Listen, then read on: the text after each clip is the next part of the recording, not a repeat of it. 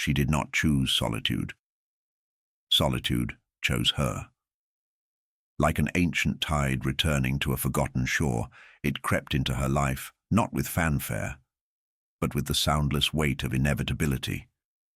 At first, it was just an empty chair at the table. A voicemail unanswered. The slow fading of invitations. And then, a deeper silence. One not imposed from without, but awakened from within. An invitation from something old and sacred. Something that whispered not of abandonment, but of initiation. The world might have called her alone, but the soul had a different name for her. Wanderer, dreamer, witness, vessel. This is where the journey begins, not in exile, but in the threshold of becoming. For there is a hidden power in the woman who lives without witness, without performance. In her silence, the false scaffolding begins to fall. The old scripts of identity, the dutiful daughter, the accommodating lover, the smiling host, begin to unravel like threadbare cloth, and beneath it all, something breathes, something ancient, something whole. There is a door in the psyche that only opens in silence. Most spend their lives hammering at the front gates of belonging, shouting into the noise of the world to be seen, to be needed, to be loved. But there are others, fewer perhaps, who by chance or choice or divine accident find themselves outside that noise.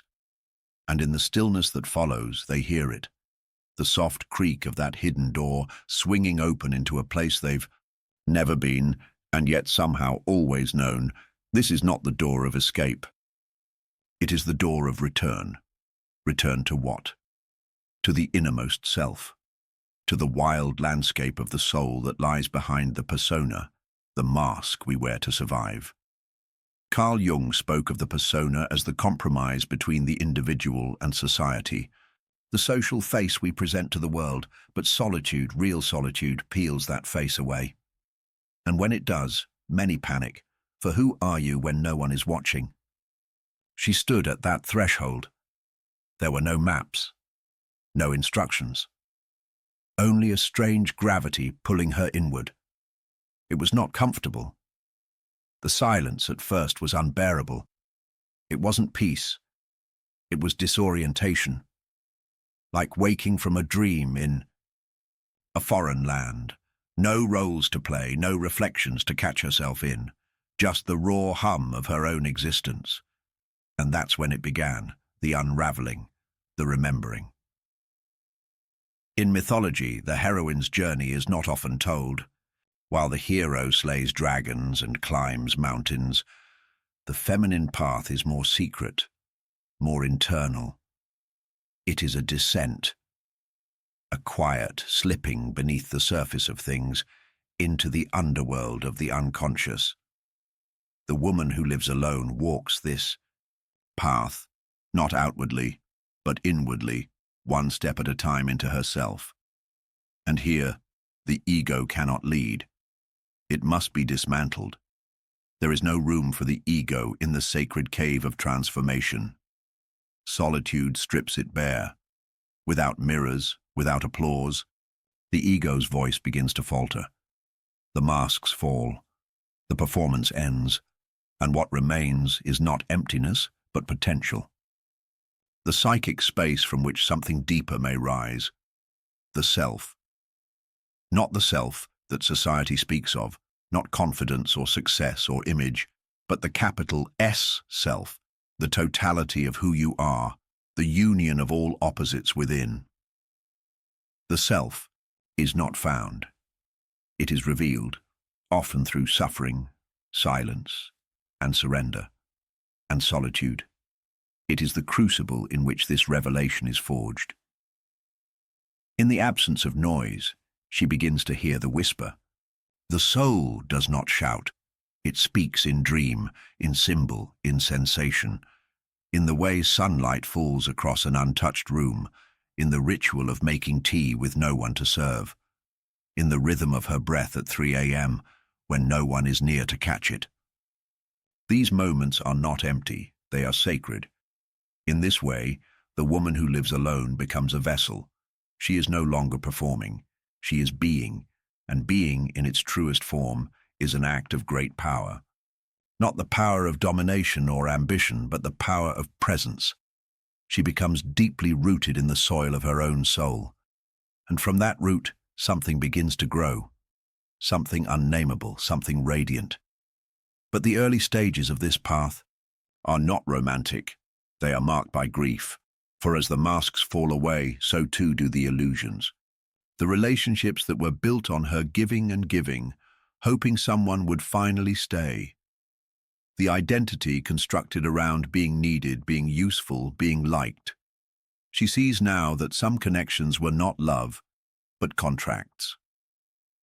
Conditional, bonds built on her absence from herself, and this realization breaks her, but it also frees her. This is the first rite of passage, the recognition that solitude is not lack, but liberation. To no longer beg for crumbs at someone else's table. To no longer barter pieces of her soul for fleeting approval. To no longer be afraid of her own company. The woman who lives alone, truly alone, is not waiting for someone to fill the silence. She's learning to trust that the silence is full. She begins to sense a sacred architecture emerging in her days. There is a rhythm that arises when we are no longer rushed, no longer scrambling to be enough. She rises when her body calls. She eats when she is hungry. She creates without needing an audience. Her life becomes an offering, not to others, but to the divine that lives within. Every act, no matter how small, becomes ritual. She walks barefoot on wooden floors. She speaks aloud to herself in the mirror. She tends to plants as though they were oracles. She lights candles for no one to see. And in these small gestures, she begins to reweave the thread of meaning. She is not a solitary figure in a story of loneliness. She is the high priestess of her own becoming. There is a fire that burns in the hearth of the woman who lives alone. It is not loud. It does not consume. It glows steadily, like the flame of a watchtower. It is the fire of knowing, of remembering, of being enough. It is the inner sun that rises when the outer world dims, and this fire cannot be given to her. It must be kindled from within. Herein lies her secret power. She is not defined by absence. She is defined by presence. The presence she offers herself. The gaze she no longer needs to borrow, the wholeness she no longer seeks in another's arms. Her solitude is not a wound. It is a womb where a new self is gestating. Jung taught that individuation, the process of becoming whole, requires confrontation with the unconscious, the shadow, and the opposites within us.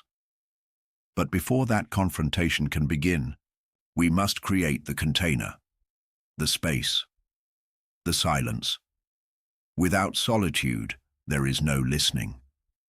And without listening, the unconscious remains mute. The woman who lives alone becomes the listening. She attunes herself not to the world's expectations, but to the soul's desires.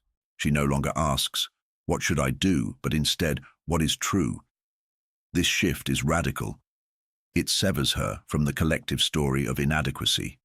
It initiates her into a lineage of women who walk between worlds, mystics, artists, healers, midwives of the invisible. Not all will understand her. Some will pity her. Some will envy her. Some will try to draw her back into the noise, into the role, into the performance. But she knows now, there is no going back. Once you have tasted the deep waters of your own being, shallow praise will never nourish you again. This is her sacred solitude. It is not punishment. It is preparation, the beginning of a long and winding spiral inward, where each turn strips away what is false and draws her closer to the gold hidden beneath the lead. The alchemists called this the opus magnum, the great work. And it begins, always in the dark, in the silence, in the absence that is really the presence of something greater. So she lights a candle in the quiet room. She places her hand over her chest. She listens, not for answers, but for echoes. Echoes of something ancient, something vast, something within. And the door, the one she didn't know existed, opens once more. Not behind her, not ahead of her, but within her. She steps through. And nothing will ever be the same. The persona was always perfectly crafted. It smiled when expected, softened its voice to soothe discomfort, dressed itself in borrowed shapes. It became fluent in the unspoken rules. Don't take up too much space. Don't speak too loudly. Don't want too much. Don't need too deeply. Be agreeable. Be lovely. Be less. But solitude does not entertain falsehoods for long. In the quiet sanctuary of her own space where no one is watching, the persona begins to tremble. Like a mask held too tightly to the face for too many years, it starts to sweat. It itches. It cracks. The woman who lives alone cannot maintain the performance when the audience is gone. There are no scripts to follow here, no one to perform, for no gaze to reflect a pleasing image back to her. And so the mask begins to fall. Carl Jung spoke of the persona as the social facade, the part of the psyche we shape for acceptance and function in the outer world. It is necessary. We need it to survive. But when we over-identify with it, we forget who we are beneath.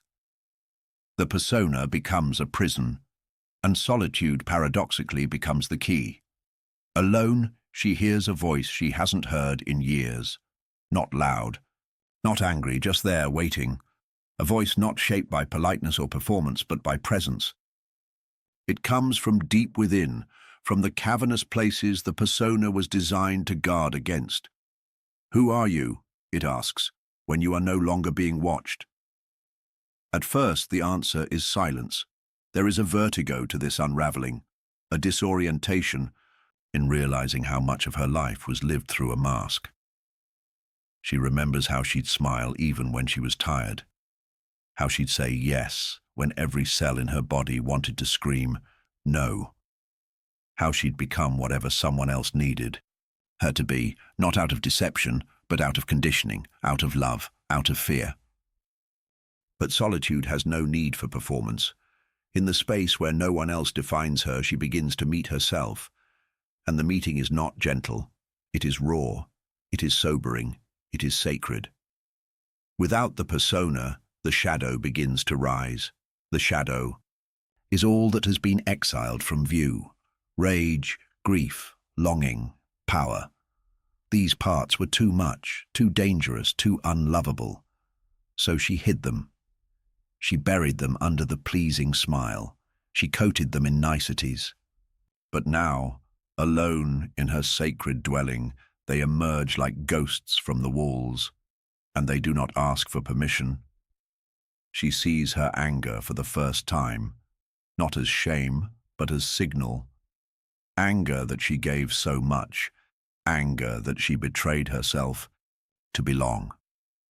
Anger that she was taught to shrink. And then, beneath the anger, grief, the oceanic grief of a life half-lived, of dreams postponed for the comfort of others, of the self abandoned for the sake of survival. It is almost unbearable. And yet she bears it, because something in her knows this pain is not punishment, it is passage. The persona is not dissolving to destroy her, but to reveal her, to bring her home. She begins to see herself in the mirror differently, not just her face, but her being, the way her eyes hold entire histories, the way her body tells the truth, even when her words do not. She notices the tension in her jaw that was always there, the tightness in her chest when she tries to prove herself, the way she breathes easier when no one is demanding her to explain, to impress, to entertain. This is the second rite of passage, the shedding. Like a snake outgrowing its skin, she must release what no longer fits.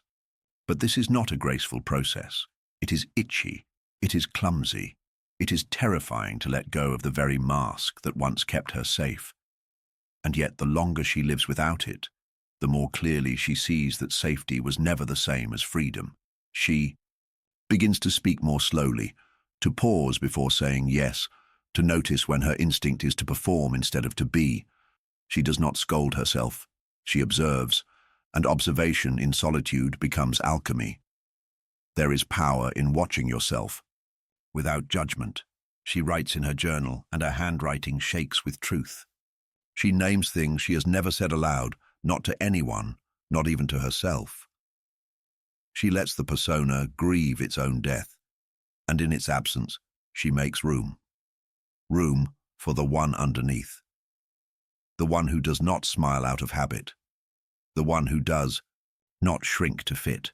She is luminous, but not polished.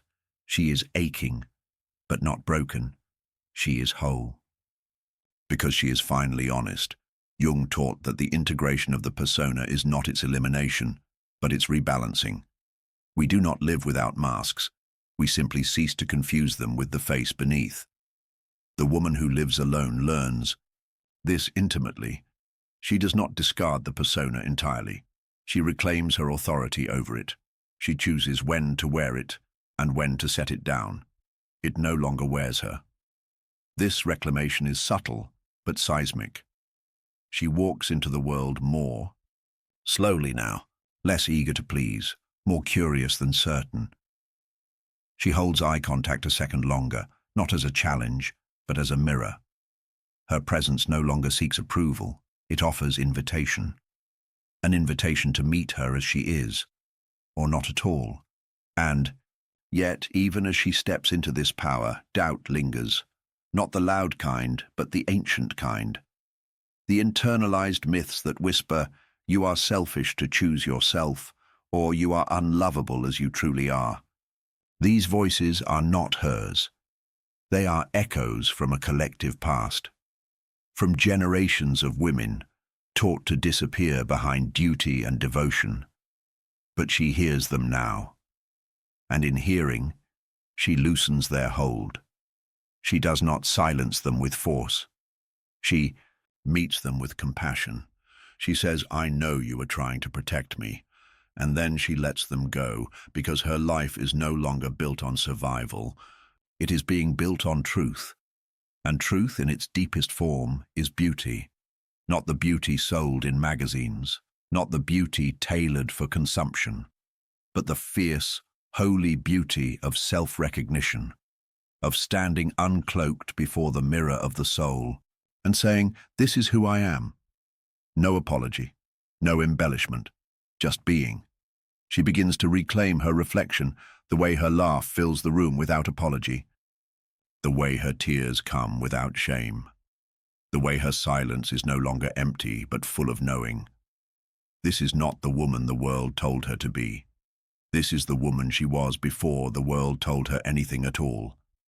And still, she is becoming. Solitude is not the end of her journey. It is the threshold. She is in the in-between now. No longer who she was, not yet who she will be. But even here, there is sacred ground. The ground of unmasking. The chrysalis before the wings, and she is learning to trust this in-between, to trust the days that feel like unraveling, to honor the nights when she misses what once kept her numb, to let herself be undone, knowing that something wiser is being woven in the void. This is not regression. This is regression for the sake of regeneration. Jung called it enantiodromia, the principle by which a thing turns into its opposite. The persona, once a shield, becomes a prison, and solitude, once feared as emptiness, becomes fullness. This is the paradox of transformation. The descent is not failure, it is initiation. So she breathes through the unraveling, she lets the mask fall completely now, and when it hits the floor, She does not rush to pick it up. She leaves it there. She lights a candle instead. She wraps herself in silence. She listens for the voice that only speaks when she is finally still. And the voice says, "You were never meant to be what they expected. You were meant to be what you are." She weeps, not from sadness but from recognition. These are not tears of mourning. They are waters of baptism. She is not losing herself. She is returning, and what returns is radiant. She begins to sing to herself again, not for performance, but for pleasure. She dances barefoot in her living room, not for spectacle, but for embodiment. She begins to choose clothing not to impress, but to express. Her voice deepens, her eyes sharpen, her presence expands, not because she is trying, because she is allowing herself to exist unfiltered, to take up space, to be complex, contradictory, ever-changing. She is no longer a character. She is a soul in motion, and this motion is sacred. It ripples through everything she touches. The way she cooks for herself as though she were a beloved guest, the way she sits with her own sadness as though it were a friend, the way she holds joy without guilt, knowing that her aliveness is not a crime. This is what emerges when the mask is removed. Reverence, not perfection. Not certainty, reverence, for the body that carries her, for the heart that dares to open again, for the mind that questions, dismantles, rebuilds, for the soul that was never lost, only buried. She is not who she was. She is not yet who she will be. But she is no longer pretending, and in this raw, aching, luminous truth, she is finally free.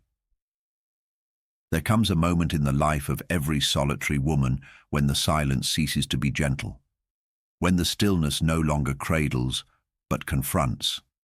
It is not the comfort of quietude, but the gravity of descent. This is the entry into the Nigredo, the black stage of alchemy, the putrefaction, the necessary decay before rebirth. She does not summon it. It comes unbidden, like winter to the forest, inevitable and without apology. At first, she resists. She busies herself with the rituals of surface life, laundry, lists, phone calls, scrolling. But the silence deepens. The familiar rhythms no longer numb. The distractions fail. And when the night stretches long and unyielding, she can no longer pretend. The descent has begun. Here, in the pitch of solitude, the ghosts arrive. Not ghosts of the dead, but of the forgotten. Old dreams, abandoned parts of herself, betrayals left unspoken. They drift through the corridors of her memory with no faces, only feelings. Grief like cold ash. Loneliness like a hollowed tree. Rage like a fire that never learned to burn clean. This is not depression. This is initiation. Carl Jung wrote that no tree, it is said, can grow to heaven unless its roots reach down to hell. The Nigredo is that downward journey, not a punishment but a purification, not a fall but a forging. She begins to cry without knowing why. She finds herself awake at 3 a.m., staring at the ceiling, body aching with memory. Not memory of events, but of absences. The love she needed and never received. The truth she swallowed to survive. The self she abandoned to be accepted. This is grief, not just for what happened, but for what never did. It is a kind of death, but not of the body. A death of illusions.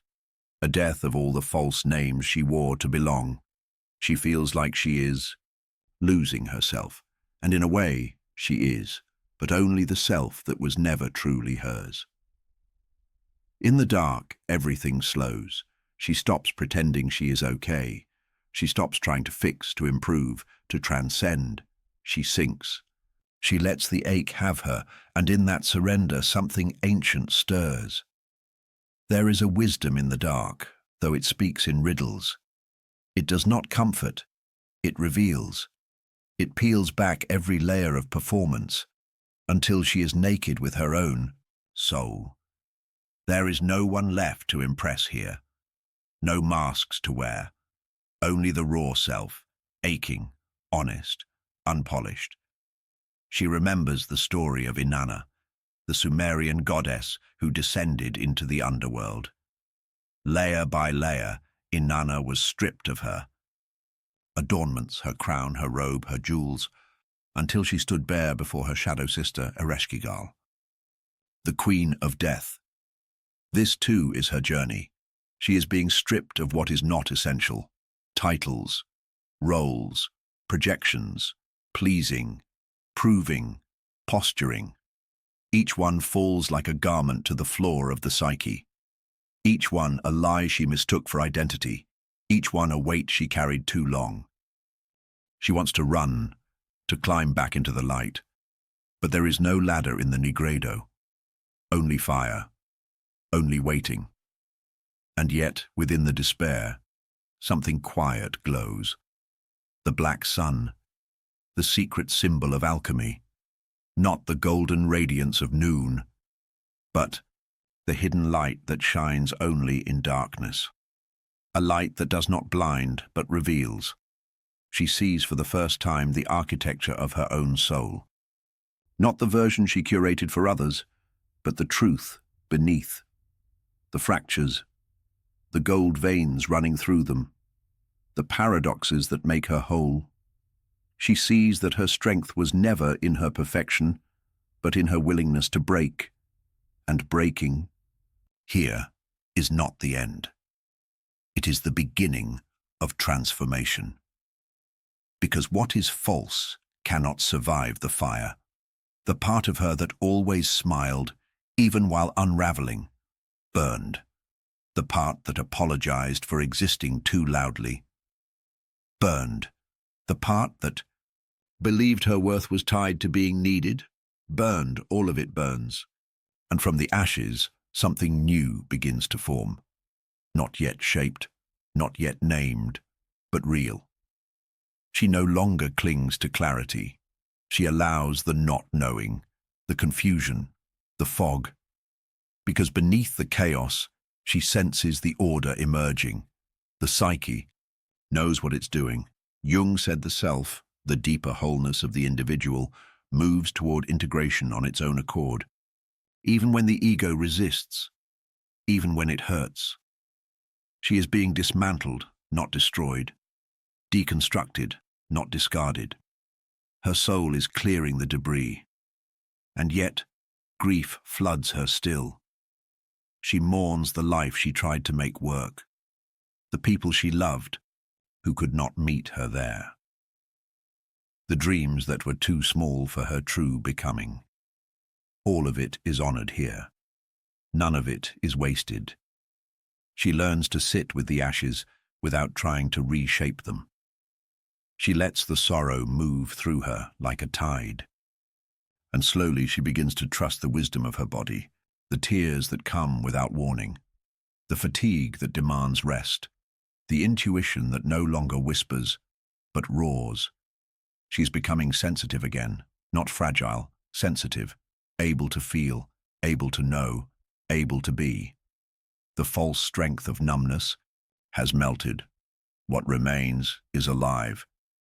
In this depth, she begins to speak differently, not to others, but to herself. She stops saying, "What's wrong with me?" and begins asking, "What is this pain trying to teach me?" She stops demanding answers and begins listening for symbols, the dream of drowning, the image of the crumbling house, the memory of a door she never opened. Everything becomes sacred, not because it is easy, but because it is true. The Nigredo teaches her that she is not broken, she is breaking open, and there is a vast difference. One is defeat, the other is rebirth. She writes poetry in the dark now, not for beauty, but for blood. Words that taste like metal and moonlight. She draws without skill. She dances without rhythm. She becomes again a child at the altar of becoming. There is no audience in the Nigredo, only her soul and the fire. And the promise, if you let it burn, you will rise. And so, She lets it burn, even when it hurts, especially when it hurts. She no longer fears the fire, because she has learned. It does not consume what is true, only what is false. And what is true is beginning to glow. Not brightly, not yet, but steadily, a coal at the center of her being, a warmth that did not exist before the burning, a knowing that she is not who she was and will never be again. She no longer looks for escape. She begins to look for meaning. What has this pain carved open? What new self is being formed in this cocoon of ash? Who am I? Now that everything else is gone, the answers do not come quickly, but they come in dreams, in symbols, in quiet mornings when her breath feels holy again. And the answers are not sentences. They are sensations, a sense of space in her chest, a peace that comes without explanation, a love for herself that is not loud but unwavering. This is the secret of the Nigredo. It does not give you what you want. It gives you what you are, and what you are is vast. What you are is forged. What you are is sacred. She no longer fears the dark. She recognizes it as part of the cycle, like the moon, like the womb, like winter. And from this black soil, something green will one day rise. But she does not rush it. She honors the time it takes. She wraps herself in blankets made of memory and breath. She lights candles not to banish the dark, but to bless it. She walks slowly through her own ruins, knowing that the goddess of the underworld does not destroy without purpose. She is no longer surviving. She is being reborn, in silence, in shadows, in sacred flame, and when she finally looks in the mirror, she does not see a woman undone. She sees a woman in the firelight, unmasked, unafraid, unfolding. The Nigredo has done its work, and she is still here, not despite the darkness. Because of it, she is still here, and something luminous is beginning to rise. There comes a time in the solitary woman's journey when the silence changes shape. It no longer feels like emptiness. It feels like a presence, something watching from the corners, something stirring beneath the floorboards of her mind. Not an intruder, but a twin she has long forgotten. This is the shadow, the hidden one, the buried sister, the bearer of all she was told to cast away. She does not arrive with kindness. She arrives with teeth, and yet there is no malice, only memory. Here in the quiet sanctum of a life lived alone, there are no more roles to hide behind. No applause to earn, no reflection offered by another's gaze. Just the mirror of the self, unfiltered, unedited, and into this mirror steps the shadow. At first, she recoils. She sees flashes, rage she never voiced, desires she never dared speak, power she once disowned. All the parts she deemed too much, too wild, too selfish, too loud. They do not knock politely. They erupt. She finds herself irritated by small things, frustrated with people who no longer orbit her world, grieving old betrayals that never had space to breathe. She wonders, where is this coming from? But the question is not where. It is who. This is the return of the repressed. Jung called the shadow the thing a person has no wish to be. It is everything we exile in order to belong. Everything the persona, the mask of social self, was built to conceal. And in solitude, there is nowhere left to hide.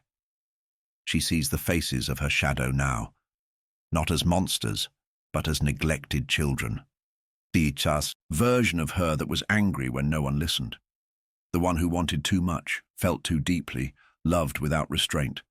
The one who wanted to speak but stayed silent.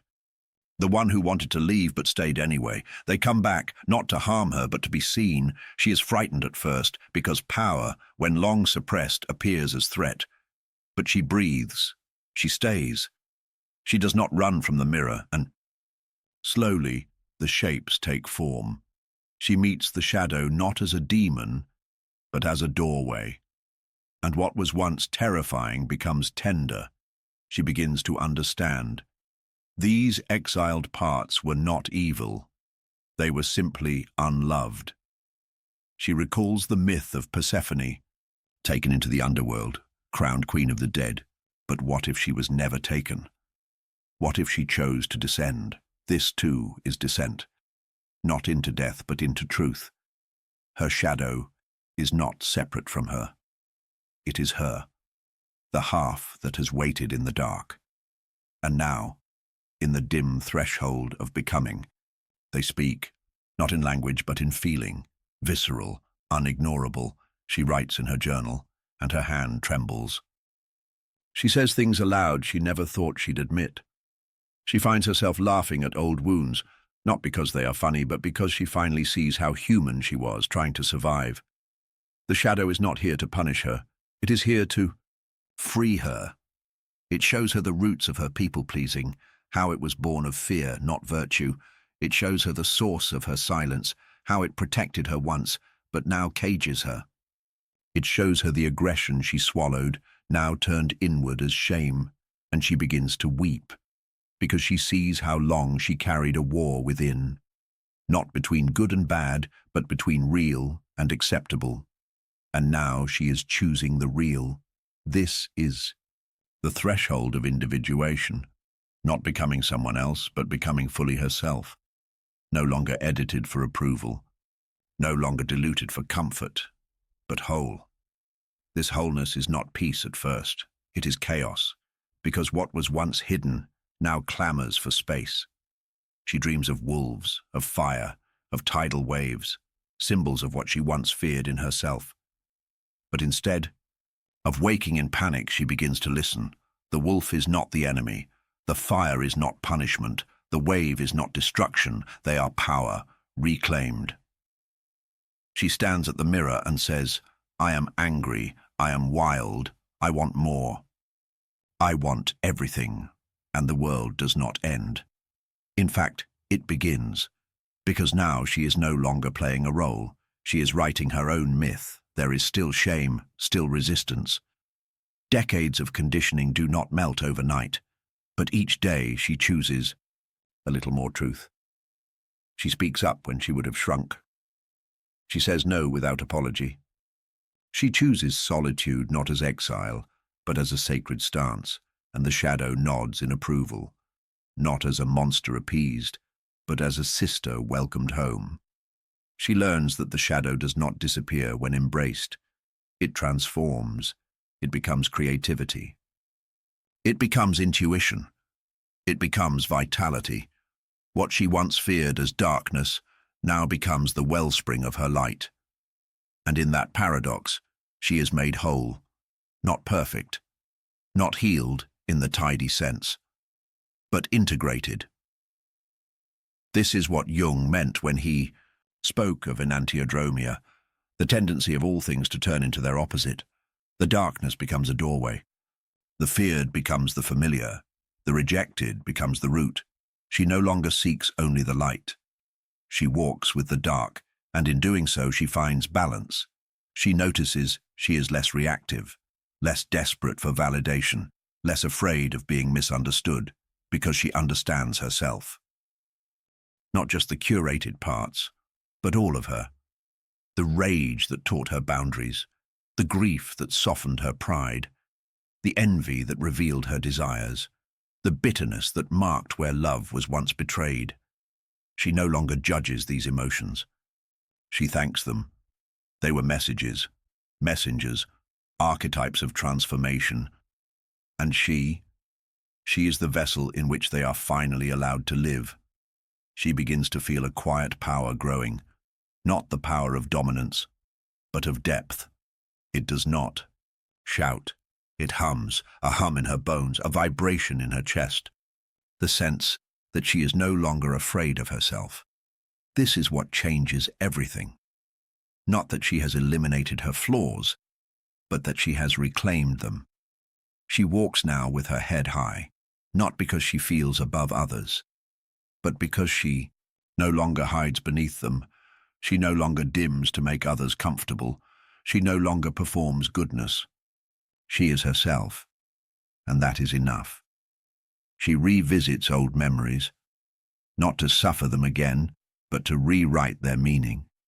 That time she screamed into the pillow at 17. She was learning her voice. That night she left and never looked back. She was claiming her life. That season when she felt numb and hollow.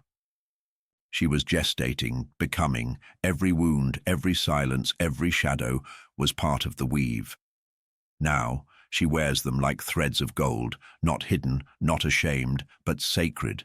This is the work of the inner marriage, the union of opposites, anima and animus, light and shadow, ego and self. She does not erase the ego, she integrates it.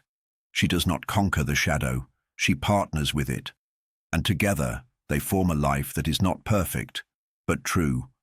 She begins to feel love again, not from another, not yet, but from within.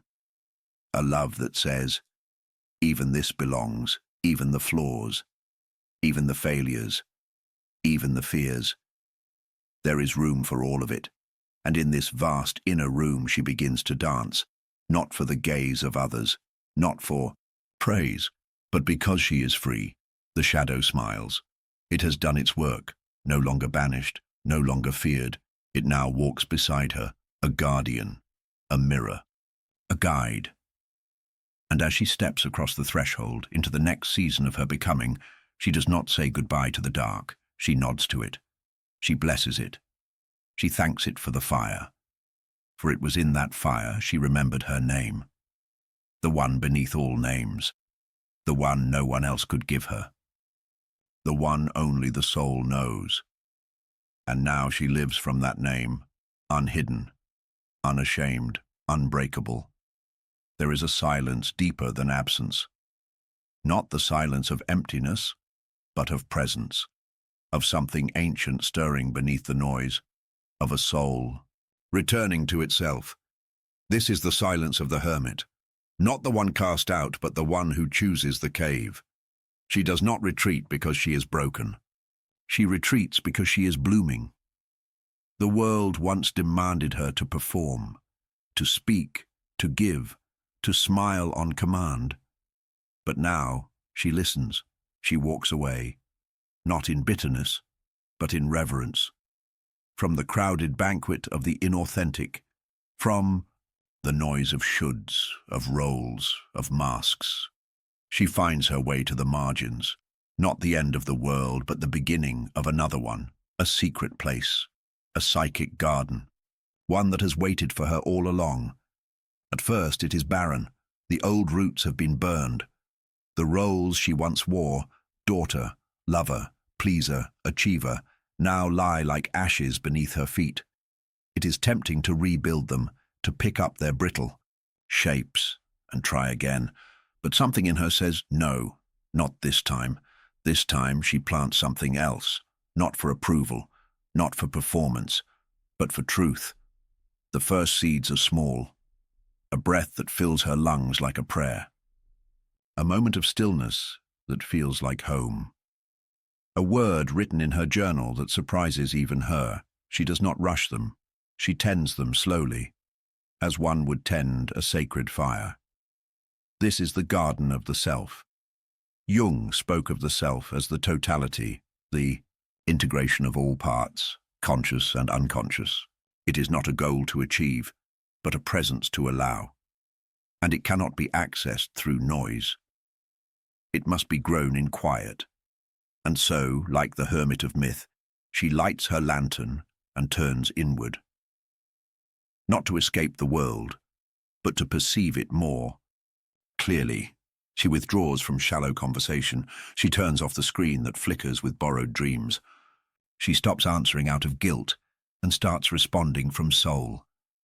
At first, the silence is jarring. There is no feedback, no mirror, no affirmation. But slowly, the silence becomes soil and something begins to root. She dreams more vividly now. Images rise from the unconscious like messengers, owls, oceans, keys, lost children, open doors. She writes them down, not to analyze, but to befriend. Each one is a symbol, a piece of her own myth unfolding. She realizes she is not lonely. She is accompanied by her own depths, by the archetypes that live beneath her surface, by the voice she forgot in all the striving. She begins to hear that voice again, not loud but steady. It tells her when to rest, when to walk, when to say no, even if no one understands, and she listens. This is the return of intuition, not as impulse, but as knowing, a compass that doesn't point north but inward. She starts to trust it, to water it, to let it guide her. And the garden grows, at first with weeds, griefs unspoken, regrets long buried. But even weeds feed the soil when tended. She does not pull them out in haste. She studies them. She asks them what they came to teach, and they answer. The grief teaches her what she loved. The regret teaches her what she values. The longing teaches her what she has forgotten to seek. Nothing is wasted. In this garden, everything belongs. There are no shoulds here, no one watching. Only the quiet contract between her soul and its soil. She places stones around the perimeter. Boundaries, not walls. She lets in only what nourishes, not from fear, from discernment. This is sovereignty, not the kind that postures, but the kind that knows. She walks barefoot now, not just in the grass, but in her life. Each step intentional, each moment a dialogue with the sacred. She notices small things again. The way light falls across her floor in the morning, the scent of her own skin after rain, the sound of her own breath when she no longer resists it. She is no longer performing her life. She is living it, and it is not loud. It is symphonic in silence. She begins to speak to the plants in her care. She finds poetry in their growth, how they reach not only for the sun, but for the dark earth too, how they open only when ready. There is no rush in nature, only rhythm. She aligns with that rhythm, the lunar pull, the tide within. She stops forcing bloom. She begins to honor fallow seasons. She no longer fears emptiness. She knows it as space, space for emergence, for depth, for soul. In the world outside, people may call her withdrawn, detached, hard to reach, but they do not know the richness of this garden. They do not hear the music she hears, the cello hum of solitude, the rustle of ancestral memory, the soft drumbeat of her own becoming. She learns the art of creative waiting, not passive, but potent. She paints not to impress, but to release. She sings not to be heard, but to feel her own voice resonate in her bones.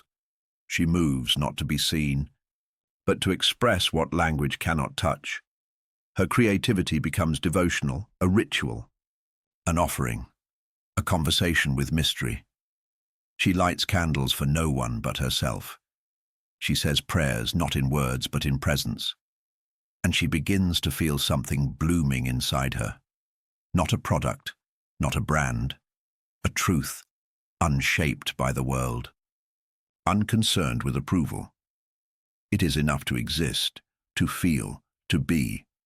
She is learning the sacred art of being, in a culture that worships doing, and in that radical stillness, she finds her soul again, not as an abstract idea, but as a felt reality.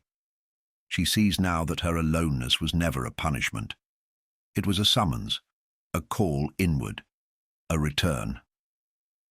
The hermit archetype has shown her the lantern within.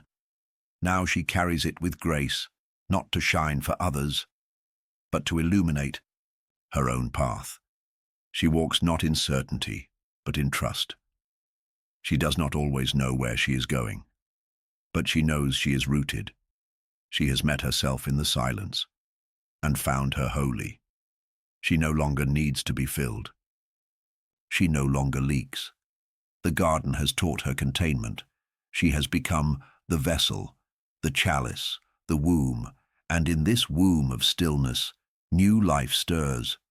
Ideas take form, not from scarcity, but from abundance. Love arises, not from need, but from overflow. Vision emerges, not from pressure, but from peace. She is no longer chasing, she is cultivating, and what she grows now cannot be bought, it cannot be performed, it cannot be lost. It is hers, grown from within, watered by time. Ripened in solitude, this is the inner garden, the sacred grove, the temple built in silence, and she guards it fiercely, not out of fear, but out of devotion. For she knows now that from this place all else flows, love, creation, connection, not as escape from herself, but as expression of herself. The hermit has done his work. He has shown her the light within. He has taught her to trust what blooms in darkness. He has handed her the key, and now she turns the lock, not to close the door, but to open it, to step forward not as a mask, but as a soul, not seeking completion, but offering wholeness. And when she steps into the world again, it will not be to prove anything. It will be to give from the garden she grew in secret, a garden that bears fruit not for fame, but for nourishment, for the ones who know silence, for the ones who have walked through fire, for the ones still trying to remember who they are beneath the noise. She will carry seeds for them, not as savior, but as sister, because she knows now, the garden grows in all of us, if only we dare to leave the noise behind, if only we choose to listen. In the soft hush after solitude, when the garden has rooted itself in silence, a new sound stirs, not loud, not sudden, but ancient. It is not a voice you hear with your ears. It is a resonance, a vibration within, a memory that does not come from mind, but from marrow. It is her, the forgotten one, the Anima. She does not arrive with fanfare, for she was never truly gone. She was only veiled, hidden beneath duty, distraction, the weight of old expectations. She was never lost, only silenced. And now, in this space you've carved with care, she returns. First in dreams, symbols shimmering beneath waking thought, a river winding through a twilight forest, a mother owl in the branches, a mirror that shows not your face, but your flame. She emerges not as image, but as feeling, not as doctrine, but as rhythm. She is the sacred feminine, but not the feminine you were taught, not soft for someone else, not beautiful for approval, not quiet to please. She is not a performance. She is a presence. The Anima is not a role. She is a return to intuition, to body, to moonlight ways of knowing. She is the temple inside the cave. She is the well that does not run dry. She is the tide within your chest that cannot be reasoned with. And now you feel her echo in you. She is in your hunger for the mysterious, in the way your hands linger over soil or water or your own skin. She is in the tears that come without reason, in the art you create without knowing why, in the longings that no longer frighten you. She is not linear. She is not logical. She does not explain herself. She moves in spirals, in cycles, in sacred irrationalities, and you, at last, are learning to follow. You do not demand she make sense. You let her shape you, unmake you, awaken you. This is the return of the inner feminine, not as ornament, but as origin. You remember now that the Anima lives in all souls, regardless of form or gender. She is the receptive current, the soul's feeling function, the wisdom of the dark. Jung taught that to integrate her is to integrate life itself, and so you stop resisting the tide. You learn to sit with feeling, not fix it. to let sadness speak without silencing it, to let desire stretch its limbs without shame. You become less interested in answers, more attuned to essence. You realize that truth is not always clarity. Sometimes it is confusion that breaks the shell of the false. The anima does not hand you a map. She becomes the compass. The pull. You begin to orient by her whisper. You say yes when it feels warm in your belly. You say no when your chest tightens. You walk away when your soul grows quiet. You linger when your eyes soften.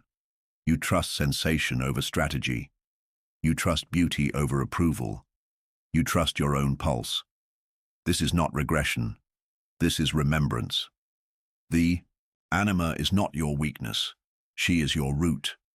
You see now how you were taught to fear her, to name her chaotic, hysterical, weak. But what they feared was not weakness. It was wildness. The anima is untamed. And what is untamed cannot be controlled, and what cannot be controlled must be exiled. So you exiled her long ago. You dimmed her dreams. You covered her skin. You hardened your voice. You became what the world rewarded, predictable, productive, pleasing. But something in you never forgot. And now she sings again, not loud, but deep. A lullaby from the cave, a pulse in the bones, a knowing that needs no proof. She teaches you to move differently, to pause before answering, to feel the room before speaking, to enter your body before deciding. You begin to inhabit your life, not just survive it. You taste your food. You speak with your eyes. You rest without apology. And slowly, the temple returns. It was never made of stone. It was made of you, your hips swaying to music no one hears, your tears falling like rain on sacred soil, your fingers threading through your own hair with reverence. This is the inner altar, the sacred feminine unhidden. You light candles not to perform a ritual, but because your soul is aflame. You wear what makes you feel like wind. You choose colors like you choose prayers. You let your body be art, not for display, for devotion. And devotion changes everything. You stop asking what you should do. You start asking what your soul craves, not from impulse, but from intimacy. You become a lover of your own mystery. You no longer need to explain why something feels right. You trust that it does. You no longer seek a witness. You become one. 2. Your own becoming, to your own blossoming, to your own return, because that is what this is, a return, to the feminine within, to the wellspring, to the original voice. And her voice is not always sweet. Sometimes she is fierce. Sometimes she is the storm that breaks your false calm. Sometimes she is the scream that rises from silence and shakes your bones clean. But even this is love. She is the part of you that will not let you lie to yourself anymore. She is the one who will rip open the dream so you can be reborn. She is the death before the truth, the fire before the seed, the wild howl that says enough. And when she says enough, you listen. You no longer betray yourself to belong. You no longer perform your truth in parts. You show up whole or not at all, and in doing so, you find those who see you, not as a role. Not as a use, as a soul. This is what the anima brings. Not safety, but sovereignty. Not comfort, but communion. Not answers, but the sacred capacity to live the questions fully. And now, your dreams deepen. You see her in the woods again, barefoot. Eyes like dusk, hands full of honey and thorns. She is not here to lead you away. She is here to walk with you, to remind you that love is not a cage. It is a current. That strength is not stoic. It is supple. That power is not dominance. It is presence. You no longer mistake hardness for worth.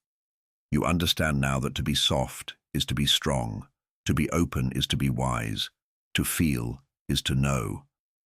And in this knowing, you find yourself again. Not the self you were taught, not the self you constructed to survive, but the self that was there before the forgetting. She is not perfect. She is whole. She is not tame. She is true. She is not easy to explain, but she is impossible to replace. You bow to her now. You thank her for returning. You promise not to leave her behind again, and she smiles, because she knew you would find your way back. You always do. All souls carry her. All wounds crave her. All awakenings begin with her echo, and now that echo lives in you, not as a ghost but as a guide, not as a whisper, but as a wave. You walk forward, not away from her, but with her, she in your breath, she in your gaze, she in the way your body remembers what the mind forgot. And the world does not have to understand. This is not for the world. This is for the temple, the one inside your chest, the one you tend now with every step, every choice, every truth you dare to live.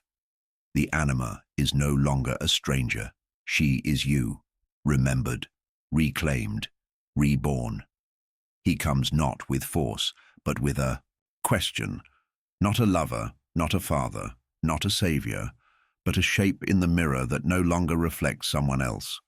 The Animus, the masculine within, not the outer men you chased, loved, feared, or fled, but the image of the masculine you housed within yourself. He has lived there, quietly, for longer than you can name, sometimes loud with opinions, sometimes silent with judgment, a shadowed king, a false prophet, a wandering knight, a ghost of all you were taught a man should be. He has spoken as your inner critic, commanding you to achieve, to control, to conquer. He has whispered in the voices of old teachers, fathers, lovers. He has demanded logic when you ached for feeling. He has built walls when you hungered for water. He has taught you to mistrust your own knowing. But now you turn toward him, not to silence him, not to obey him, but to see him as he truly is, no longer projected outward onto bodies and faces that could never hold his totality, no longer mistaken for authority or validation or rescue. You stop seeking him in others. You call him home. This is the dance with the Animus. And it begins in the place where your Anima sings. For it is she who summons him, not to complete you, but to make you sovereign. This union is not romantic, it is alchemical. It is the sacred conjunctio, the inner marriage, the fusion of opposites that Jung described as the true goal of individuation. And yet, before union, you must know him in all his forms. The distorted Animus rises first, the tyrant, the seducer, the cold logician, the impatient master. He tells you to doubt, to prove, to perfect. He mocks your softness. He dissects your feelings. He turns tenderness into weakness and wisdom into noise. He tells you you're not enough unless you're exceptional, that to rest is to regress, that to speak gently is to be unheard. You recognize these voices now. They are not yours. They never were. They are the echoes of a world that forgot how to hold the feminine, a world that crowned domination as strength and cut down anything that bloomed without permission. But you do not exile this Animus. You face him. You say, I see you. I know who you once had to be. But I no longer need your armor, and he listens. Because you speak with the voice of the whole. Slowly his edges soften. The tyrant becomes the protector. The logician becomes the guide.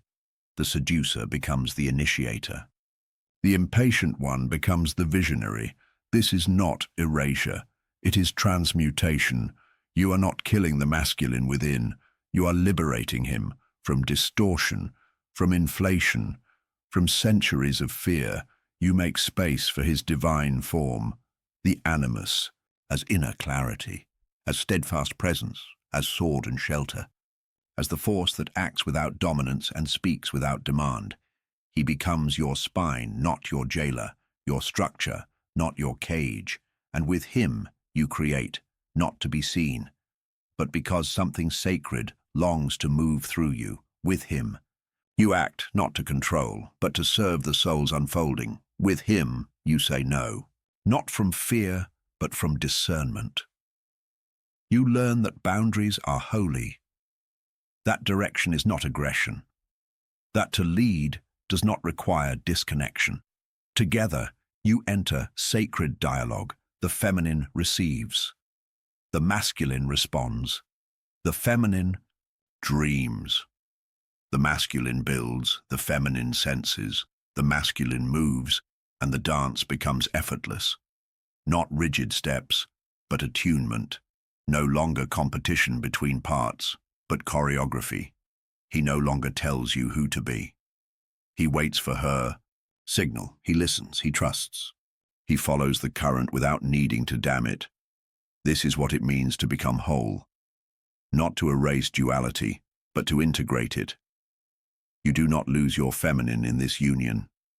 She grows stronger, for when she no longer fights the distorted masculine, within she can finally open, and in her opening he is healed. The Animus, in his sacred form, does not demand submission. He offers devotion. He builds temples, not prisons. He holds space, not silence. He carries wisdom, not opinion. He becomes the guardian of your becoming, and you, in this holy union, are no longer half of yourself. You are not waiting to be chosen. You are not longing to be saved. You are not dependent on the world to reflect your worth. You are sovereign, because you have integrated the authority you once sought outside. You have stopped projecting your power onto teachers, lovers, leaders, gods. You have drawn the Animus inward, and now he bows to the self, not the ego, not the persona, but the self, the living center of the psyche, that which transcends and includes, that which knows before you understand, that which waits silently behind every mask. It is here, in this stillness, that the conjunctio completes itself. Masculine and feminine, no longer at war, no longer strangers, no longer exiled, but fused, not into sameness, but into harmony. You feel it in your breath. Balanced, rooted, expansive. You feel it in your choices, no longer reactive, but conscious, aligned. You feel it in your presence, unshakable, not because you are invulnerable, but because you are integrated. The dance continues, always. The work of wholeness never ends. But now you no longer fear your inner other. You welcome him, not as master, not as rescuer, not as judge, but as beloved. The part of you that makes action possible, that moves vision into form, that protects the sacred without possession. He does not eclipse the feminine. He serves her flowering, and in that devotion, he too is fulfilled. This is the inner union the world forgets, the sacred alchemy that does not depend on outer partnership, the marriage of soul and soul. You are no longer the child waiting for permission. You are no longer the seeker chasing fragments. You are the sovereign, crowned not by ego, but by integration. You have learned to hold paradox, to be both still and in motion, to be both receptive and directive, to be both soft and sharp. You are no longer split. You are no longer seeking your missing half in another's eyes. You are whole, and from this wholeness you can love without clinging, lead without dominating, speak without shouting, build without breaking, because the Animus no longer acts alone. He walks beside the Anima. He listens to her dream and makes it real. He trusts her silence. He respects her depth. Together, they are creation. Together, they are transformation. Together, they are truth. And you are the vessel. You are the dance, the joining, the flame that holds both heat and light. You move now with grace. Not the grace of perfection, but the grace of alignment, and the world may not understand. But the world is not your compass anymore. You walk to a deeper rhythm, one born not from should, but from soul. And the animus within you, transformed, redeemed, integrated, is not the voice of control. He is the echo of purpose. He is the fire that forges but does not burn. He is the clarity that cuts but does not wound. He is the action that serves life, not ego. And he is yours now, not as possession, but as partner. You bow to him. He bows to her. They bow to the self. And you, rise. There comes a moment when the mirror grows quiet, no longer a stage, no longer a sentence, no longer a shrine to the gaze of others. The glass, once crowded with borrowed eyes, goes still. And in that stillness, you meet yourself not as appearance, but as presence. The woman you used to be. Her body taught to twist, perform, please, was shaped by reflection, trained in the currency of approval, measured by attention, defined by echoes, every glance a lesson, every silence a verdict. Even your rebellions were rehearsals for someone else's script. But now, the mirrors have been turned to the wall. You are alone, not abandoned, but returned to the sanctuary of your own becoming. There is no one watching, no one naming, no one framing you in praise or projection. And for a moment, the silence is terrifying. Because without the gaze, who are you? Who are you when you are not being seen? This is the death of the persona, the unraveling of the mask you wore for belonging. And it is not a gentle undoing. It scrapes, it strips, it severs your tether to identity as reflection. You grieve, not for what was true, but for what you thought you had to be. The girl shaped by eyes, the woman sculpted by should, the mother, daughter, lover, muse, each one an image built on the scaffolding of someone else's longing. But now, there is only you, and there is no mirror but the one inside. Here, you do not pose, you do not explain. You do not edit your essence to become more palatable. You learn to sit with your nakedness, with your unknown, with your vastness, and something begins to stir.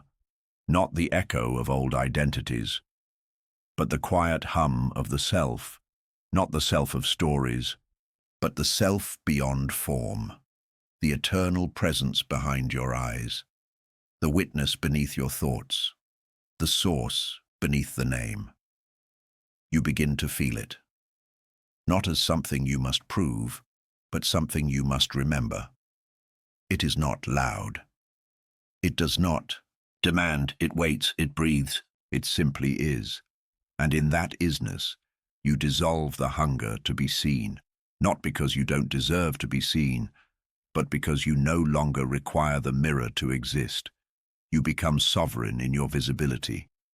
You choose when to reveal and when to remain hidden. You do not vanish. You emerge. But this emergence is different. It is not performance. It is not spectacle. It is not barter for love.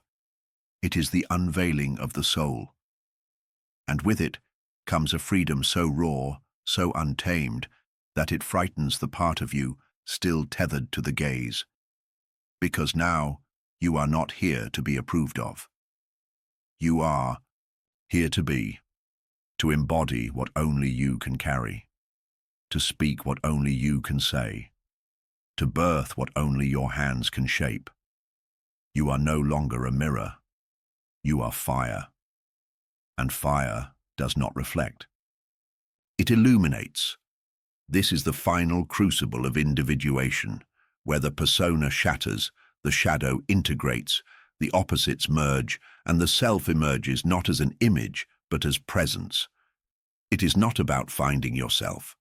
It is about shedding everything that isn't you, all the masks, all all the myths, all the mirrors, even the sacred ones, even the ones that once kept you safe. You bless them, and you let them go. Because now you no longer ask the world, "Who am I?" You ask, "What am I here to give?" And the answer does not come as a sentence. It comes as a movement, a vibration, a current pulling you deeper into your own core. You no longer need an audience. You need alignment. You no longer crave applause. You crave authenticity. You no longer shape yourself around what is wanted. You root yourself in what is true. And truth is not always beautiful, but it is always liberating. This is the paradox of freedom. You become most visible when you stop performing. You become most magnetic when you stop trying to be liked. You become most powerful when you stop seeking power and start living your essence. And essence, unlike persona, cannot be replicated. It is not curated. It is not marketed. It is not manufactured. It is remembered. It is the scent of your soul before the world covered it in perfume. It is the original rhythm of your heartbeat before it was silenced by expectation. And when you live from this place, this essence, you no longer distort yourself to be loved. You become love, not the soft, sweet love of fairy tales, but the fierce, grounded love of truth, the kind of love that creates, that destroys illusions, that liberates by its very presence. You are that presence now. And because of this, you no longer confuse being seen with being known. You understand, not every eye deserves access, not every voice deserves influence. Your worth is not on trial in every interaction. You become the gatekeeper of your own sanctuary, and you learn the beauty of sacred invisibility, not hiding, but choosing. You no longer live to be consumed. You live to be whole. This wholeness does not always look like what others expect. Sometimes it is wild. Sometimes it is quiet.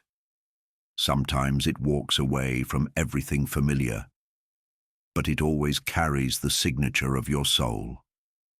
And in this remembering, you stop measuring yourself by reflection. The mirror becomes irrelevant because you are no longer the reflection. You are the source. You are the river, not the image on its surface. You are the flame, not the shadows it casts. You are the temple, not the praise it receives. This is not ego. This is essence. Ego says, "I am special."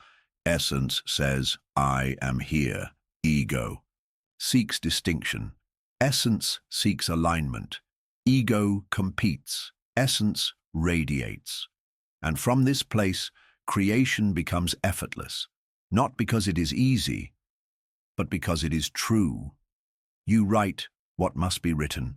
You say what must be said. You become what must be born, not because anyone asked you to, but because something ancient within you has finally been given room to rise. The muse is no longer outside. She lives in your marrow.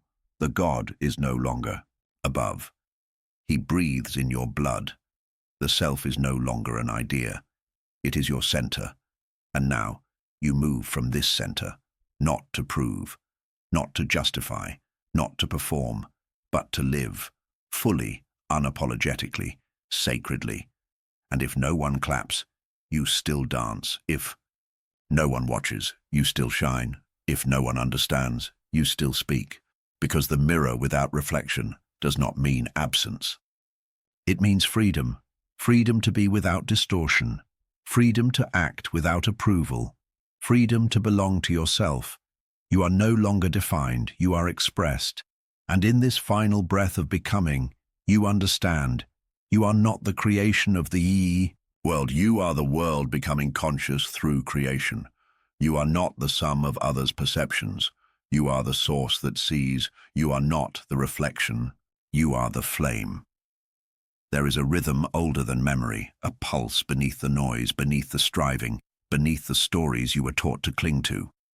It is not linear. It is not logical. It is not concerned with your plans or your timelines. It is the spiral of your soul. The wheel that turns, again and again and again, life into death and death into life. You were not taught to honor this. You were taught to ascend, to build, to bloom and stay blooming, to rise and never fall. But the psyche has its own seasons, and the soul speaks in winters as well as summers, in decay as well as creation, and so you found yourself in the quiet, in the solitude, in the cold hush after the collapse, and at first you feared it. Because no one tells you that the soul must die to be reborn, but there is a holiness to the falling away. It strips you, not to punish, but to reveal, not to wound, but to reweave. And as you surrendered, slowly, reluctantly, tearfully, you began to hear it, the turning of your own wheel, not the clock, not the calendar, the ancient rhythm of becoming and unbecoming that pulses through all things. You saw it in the trees, letting go of their leaves without resistance. You saw it in the moon, disappearing into darkness without fear. You saw it in yourself, as parts you once clung to crumbled to ash so something deeper could breathe. This is not annihilation. This is transformation. The ego calls it death. The self calls it rebirth. This is the sacred paradox. You are most alive when something in you dies, and not just once, but over and over again. You are not a statue. You are not a fixed identity. You are the phoenix, the myth that burns to ash and rises from her own flame. This is the alchemy of the soul. It does not polish you. It dismantles you. It brings fire, not comfort. Abyss, not applause. And in that abyss, you learn to trust the silence, to listen not with your ears, but with your bones. You feel the subtle shift, when something within you begins to unravel, not because it is wrong, but because it has served its time. And rather than cling, you bow. You honor the death as sacred. You feel the ache. Yes, you feel the grief deeply. But beneath it, you begin to feel something else. Peace, not the peace of avoidance, not the peace of perfection, the peace of alignment, of living in harmony with the deeper pulse of your becoming. You realize, you do not have to hold what is falling. You do not have to resuscitate what is complete. You do not have to fear the winter inside you, because winter is not the end. It is the womb of spring. It is the place where seeds root deeper, where wisdom crystallizes, where the soul gathers herself again, and so you begin to live differently. You no longer demand constant harvest. You no longer resent the void. You begin to sense when something is dying in you, a belief, a role, a desire, and instead of resisting, you breathe with it. You let it shed, and you trust that what remains is truer than what was lost. This is the rhythm of life. Death life. It is not neat. It is not linear. It is not comfortable, but it is holy, and it is yours. You see now how every death prepared you for a deeper homecoming. Every ending carved space for something more real. Not always more beautiful, not always more pleasurable, but more real. And reality, when lived in wholeness, becomes its own kind of beauty.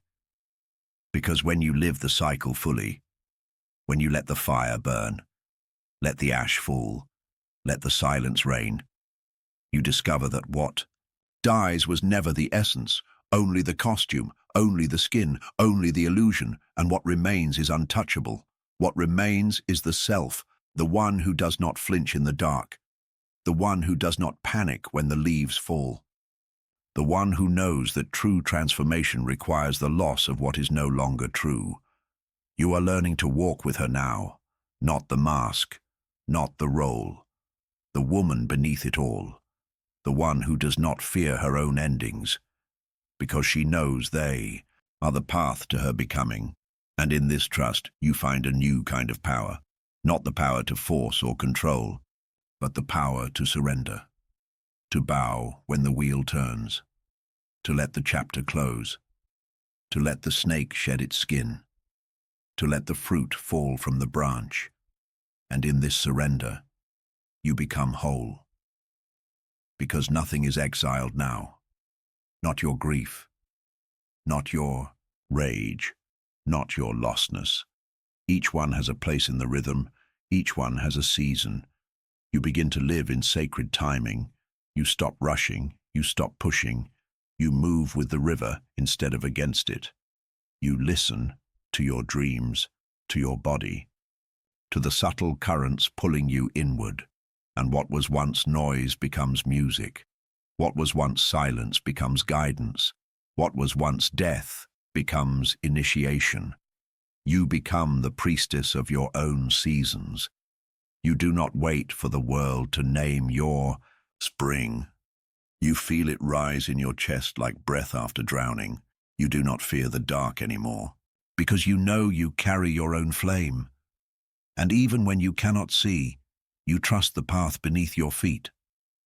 This trust, this fierce, quiet knowing, is the birthright you reclaim with every cycle, and you begin to love yourself not in spite of your deaths, but because of them. You are not the sum of your survival. You are the sacred pulse that chooses to begin again.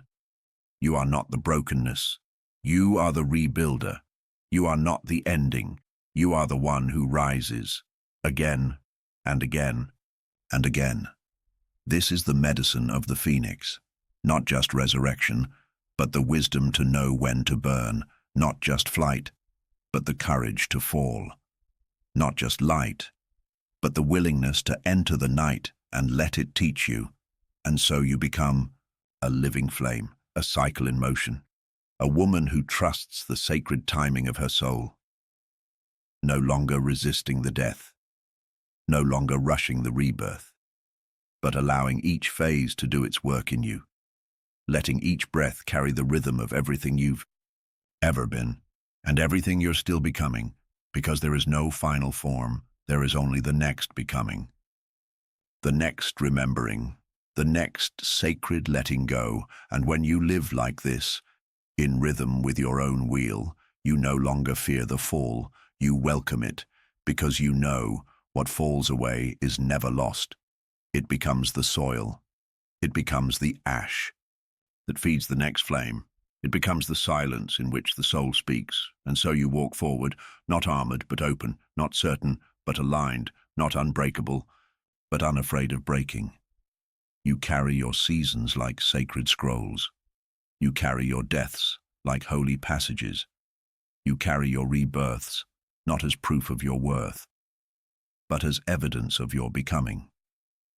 And the world, though it may not understand, feels your rhythm, not as noise, but as truth, not as performance, but as presence, not as perfection, but as power, the quiet, steady power of a soul who has burned and still sings, who has lost and still lives, who has died and knows how to rise. Again, and again, and again. There comes a moment in the long pilgrimage of the soul when the ego, with all its striving and cleverness, must bow, not out of defeat, but out of recognition, a silent, sacred acknowledgement that there is something greater, older, and more whole than itself. This is the moment when you begin to sense the self, not as an idea, not as an achievement, but as a presence, a living sanctuary within you, untouched by the restless mind. A temple that has stood through countless storms, waiting quietly for you to come home. You feel it first as a whisper beneath the chatter of your thoughts, a subtle current beneath the waves of your feelings. It does not shout or demand. It simply is, and in this presence you find yourself slowing down. The hurried rhythm of the ego fades into stillness. The endless to-do lists and the ceaseless need for validation soften into silence. This silence is not emptiness. It is fullness, a fullness that carries the weight of eternity. Your inner world begins to transform. What was once chaotic and cluttered now breathes with intention. Each object in your space, each corner of your being becomes an altar. Sacred, deliberate, charged with meaning. A worn chair becomes a throne for your reflection. A flickering candle, the flame of your awakening. A simple cup, a vessel not just for water, but for presence. Your home becomes an inner monastery, not built of stone, but of stillness. A sacred geography mapped by ritual and reverence. And you, the solitary pilgrim, move through it with grace. Individuation, the great journey of becoming whole, unfolds here, not as a frantic quest to build or conquer, but as a deep surrender. The surrender of ego's endless striving into the embrace of what is. This is not weakness. It is the strongest act of courage you will ever know. To relinquish control, to trust the unseen, to let go of the self-made masks and meet the self beneath. The self is the axis around which your soul spins, the silent center in the eye of your internal storm. It holds paradox, light and shadow, masculine and feminine, conscious and unconscious. Here, the opposites meet and dance not as enemies, but as lovers weaving the fabric of wholeness. You learn that surrender is not giving up. It is opening up to the mystery of your being, and with each breath, the temple grows. The walls are your boundaries, strong, yet permeable, protecting your sacred space while allowing the world's whispers to enter. The floor is your groundedness, rooted deep in the earth of your body, anchored in the wisdom of your ancestors. The altar is your awareness, where you place the offerings of your attention, your intention, your love. You discover that ritual is not superstition, but a language of the soul. Each act imbued with meaning, each gesture a prayer to your own becoming. Waking each morning becomes an initiation, a chance to consecrate your day to the unfolding of the self. Eating becomes communion, each bite a moment of gratitude for the sacred nourishment that fuels your journey. Walking becomes a pilgrimage, each step a sacred rhythm in the dance of life. You begin to see the world through new eyes, not as a place to conquer, but as a temple itself. Every tree, every stone, every breath, a sacred symbol reflecting your inner landscape. The persona, the mask you once wore to meet the world, no longer defines you. It is seen for what it is. A necessary garment, worn for function and survival, but never mistaken for the self. You carry it lightly now, aware that it is but one expression among many. The shadow, once feared and hidden, is invited to the altar. No longer banished, no longer silenced. You recognize her as your sister, a fierce guardian of your wholeness. In her darkness lies your power. Her truths, raw and unvarnished, illuminate the path through the labyrinth of your soul. You meet the unconscious, not with fear, but with reverence. It is a vast cathedral of symbols and dreams, each image a prayer, each vision a guide. You descend into its depths, like a mystic into a sacred cave, knowing that the treasures you seek lie buried beneath the rubble of your ego. This is the great enantiodromia, the turning of opposites into unity, where the ego dissolves into the self, and the self rises through the ego. A sacred marriage, the conjunctio, where your inner masculine and feminine entwine, creating a harmony that sings in your bones. You become both priestess and flame, the keeper and the burning, no longer fragmented, no longer divided, but whole. The journey is not linear, is a spiral, a dance of descent and ascent. Sometimes you fall into darkness, Sometimes you rise into light, but each movement brings you closer to the sanctuary within. You learn to honor the seasons of your soul. There is a time to build and a time to rest. Time to fight and a time to surrender.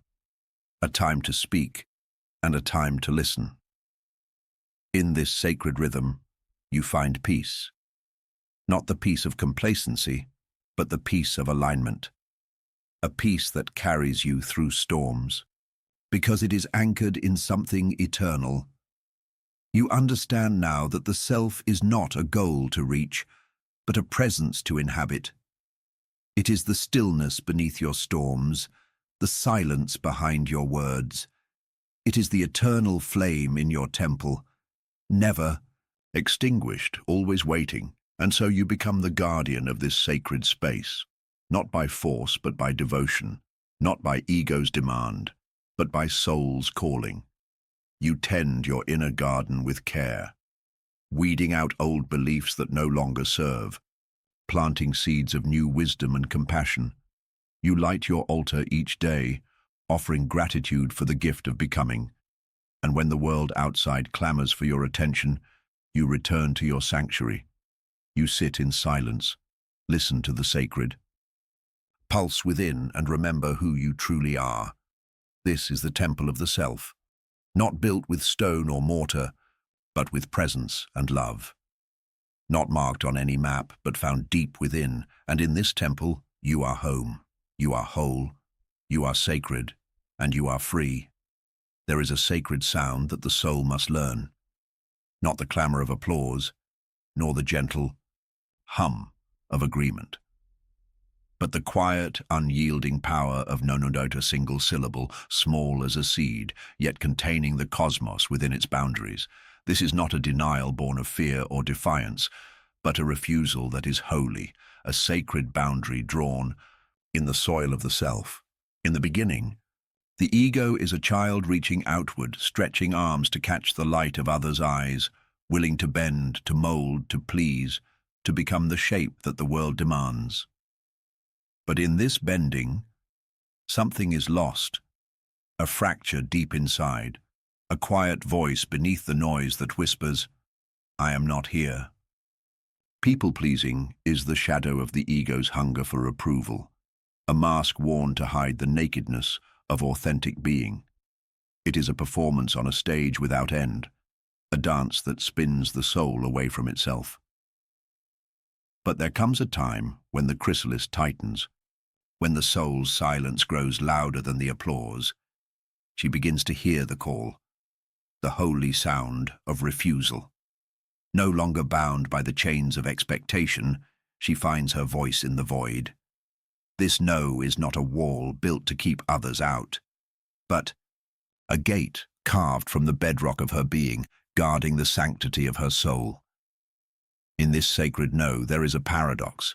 Freedom is found not in open arms, but in closed doors. To say no is to say yes to the deeper truths within. It is a ritual of self-definition, a reclaiming of territory lost to the demands of the world. Living alone, she discovers the vastness of space, not just the empty rooms in her house, but the spaciousness within her heart. Alone is not loneliness. It is the quiet temple where the soul can unfold. Here she learns to honor her limits as holy thresholds, not barriers of fear. Each no becomes a sacred act, a prayer whispered with the strength of mountains. Her boundaries are alive, breathing, with the rhythm of her inner landscape, protecting what is fragile and sacred. They are not rigid walls of separation, but gates that open and close with the wisdom of the seasons. She understands that to be sovereign is not to isolate, but to be rooted in self-love and truth. It is to stand in the power of your own presence, unshaken by the winds of obligation and guilt. This sovereignty is the fruit of her inner marriage, the conjunctio of strength and softness, the union of shadow and light. In the silence of her solitude, she no longer fears rejection, for she has embraced herself wholly. Her no is not a rejection of others, but a devotion to the sacred contract with herself. The power of no ripples outward like sacred water, cleansing old patterns of compulsion, washing away the residue of false necessity. She learns to honor the natural limits of her energy, the delicate contours of her will. No longer does she pour from an empty vessel, but fills herself first, knowing that only from fullness can she give. Her no is a flame of protection, a boundary that radiates from the center of her being, illuminating the path for those who respect her truth. In this sacred refusal, she claims her place in the world, not as a shadow of others' desires, but as a beacon of authentic selfhood. Her voice is the song of the eternal feminine, strong, clear, and unyielding. No longer fragmented by contradiction, she lives in the harmony of inner unity. The sacred no is her gift to herself and to the world. It is the foundation of her inner temple, the altar upon which her sovereignty stands. And so, she walks forward, no longer afraid to say no, knowing that in this refusal, she says yes, to herself, to her wholeness, to her freedom. Beneath the heavy veil of silence, where the outer world falls away like dead leaves in autumn, she finds herself standing at the threshold of the unknown. Here, in this sacred solitude, the surface of her consciousness begins to ripple, and from the depths beneath, a voice rises, soft yet unwavering. This is no ordinary voice. It is the oracle within, ancient as the stars and as profound as the night sky itself. In the beginning, she sought guidance beyond herself, external signs, wise words from others, the fleeting certainty of the visible. Yet all these reflections were but shadows dancing on the cave wall of her own psyche, illusions cast by the persona she wore to meet the world. The ego, eager to grasp control, reached outward, searching for meaning in the mirror of others' eyes. But the deeper truth was buried beneath layers of noise, behind the fortress of the conscious mind. Now the veil thins. The ego, once a tyrant demanding proof and reason, softens into a quiet servant, listening. The oracle speaks not in words but in whispers, symbols, images, dreams that flow like water through the channels of the unconscious. This is the language of the soul, ancient and prophetic, a knowing beyond the reach of logic. Her intuition sharpens like a blade forged in solitude's flame. It is not a fleeting instinct, but a deep, resonant knowledge, an echo from the collective, unconscious that Jung so revered. This inner voice carries the weight of ancestral wisdom, the mythic stories etched into the human spirit, and the sacred paradox of feminine knowing. To perceive without seeing, to understand without explanation. Dreams become her sacred text, illuminated scrolls unfolding in the theater of night. They speak in riddles and symbols, a serpent curling around the staff, a tower crumbling into mist, a moon bleeding silver light over shadowed waters. Each image is a message from the deeper self, the self, speaking in tongues beyond speech. Here, in the darkened chamber of her psyche, she listens without judgment, without haste. She learns to decipher the silent language of the soul. The silence itself becomes oracle, a temple where answers arise not from the noise of thought, but from the sacred pause between thoughts. In this stillness, the feminine psyche reveals its deepest gift, the power to know without proof, to sense without speech. It is a sacred trust in the invisible currents that flow beneath reality's surface, a faith that the unseen holds the key to wholeness. Solitude, once feared as emptiness, is now a fertile ground for this inner awakening. She walks through the labyrinth of her own being, guided by the flickering torch of intuition. The shadow and light intertwine, enantiodromia in motion, the opposites dancing until they merge into a living whole. Each step draws her closer to the self, the eternal center where all contradictions dissolve into harmony. Here, the persona's mask is gently laid aside, and she meets the oracle face to face, not as a distant figure, but as the very essence of her soul's wisdom. This is not a voice to command or a script to follow, but a sacred dialogue between her and the depths, a conversation as old as time, always renewed.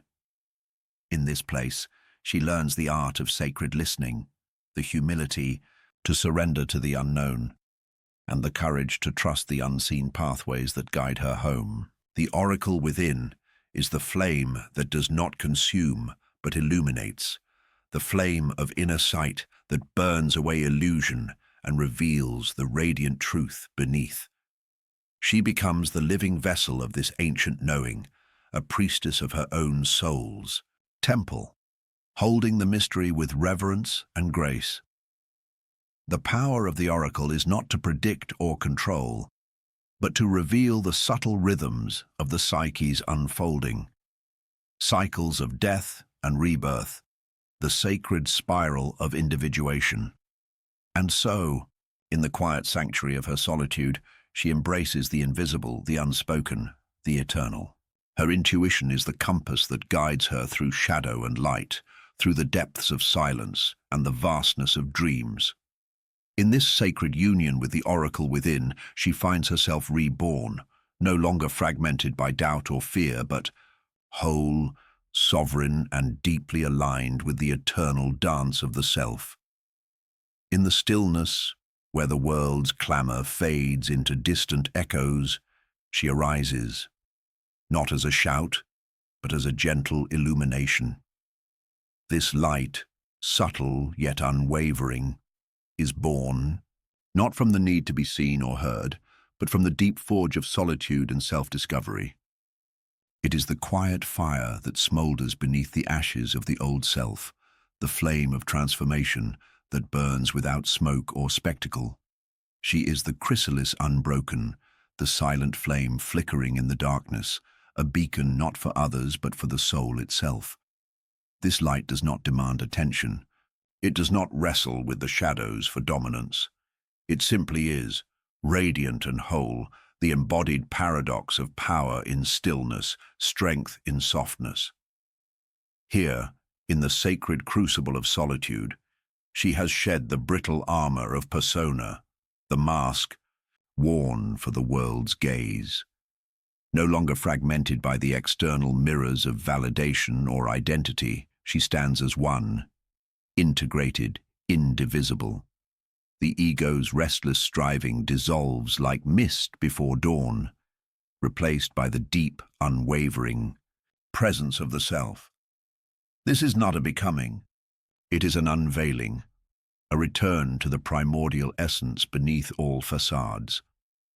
The fire within her is not fueled by desire or fear, but by the profound alchemy of acceptance. It is the flame that consumes without destroying, that purifies without pain. Each moment of solitude has been a stroke of the smith's hammer, shaping her soul with silent precision. In this crucible, the raw ore of her being has been refined into pure light. She does not wait for the world's recognition, nor does she seek to fill an emptiness with fleeting connection. Her wholeness is not contingent, but sovereign, a state born from embracing the shadow as a companion rather than an enemy. The dance of light and dark, the eternal enantiodromia, has brought her to this luminous balance where opposites entwine and transcend their conflict. This light is a living metaphor for the final stage of individuation, the soul in full bloom. Like a night-blooming flower, it unfolds its petals silently, offering fragrance not to the crowd, but to the night itself. It speaks the language of myth and symbol, of phoenix rising from ashes, of Ouroboros devouring its own tail, endlessly renewing. She is both creator and creation, the sacred conjunctio of all inner opposites harmonized. This is the great marriage of the Anima and Animus, the reconciliation of shadow and light, the eternal return of the self to itself. In this state, solitude is no longer absence, but presence, no longer loneliness, but communion.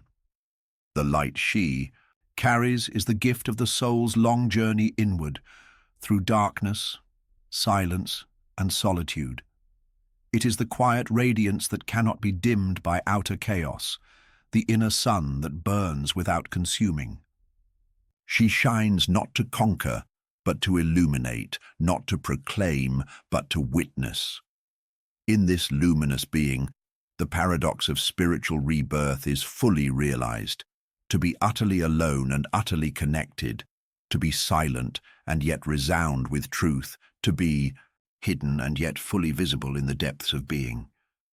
She has become the sacred flame that neither shouts nor fades, a light that whispers to the cosmos, echoing the eternal song of the self. This is the final alchemy, the soul's full bloom, the quiet dawn that breaks without fanfare but with unshakable grace.